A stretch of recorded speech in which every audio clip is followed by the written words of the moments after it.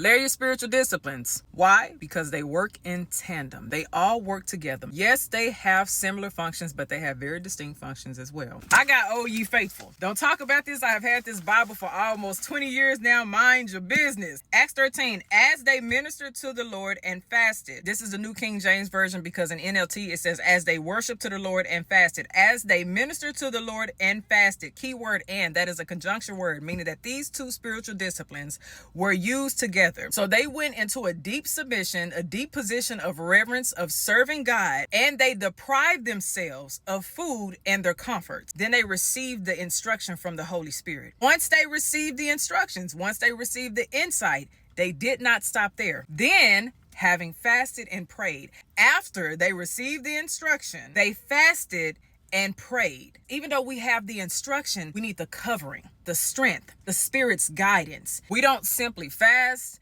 and pray and worship just to beg. Y'all know I say that all the time. We are not putting ourselves in a position to do so. The early churches will put themselves in a full posture of consecration. You need to be in deep communion with God. You want to be closer to God to be able to hear his voice and not be led by the flesh. You need to put yourself in a full consecrational posture with God. To add on to this, because a lot of people don't understand what fasting actually is, you are depriving yourself of a basic human need, food, comforts as well. We're not just not eating. We're depriving ourselves of everything that our flesh tells us that we need. It says in Galatians, our flesh and spirit are always in conflict and always at war. When we fast, we are aligning ourselves with the Spirit. Whether you are meditating on the word, you are evangelizing in a community, you are teaching, you are praying, you are worshiping, you are fasting. Usually there is another spiritual discipline that is aligning with that. Layer your disciplines. If God shows you and reveals your calling, if God tells you that you are assigned to do something, if God intervenes, if God gives you instruction, if he gives you insight the same way that he gave Daniel insight, you don't stop there. You go back and you layer those spiritual disciplines again. Because God, I need your power. I need your authority. I need the endurance. I need the strength. I need your wisdom more than anything. Because if you don't have wisdom from God, you're going to go by your own will and your own wisdom, and you'll be a lot more impulsive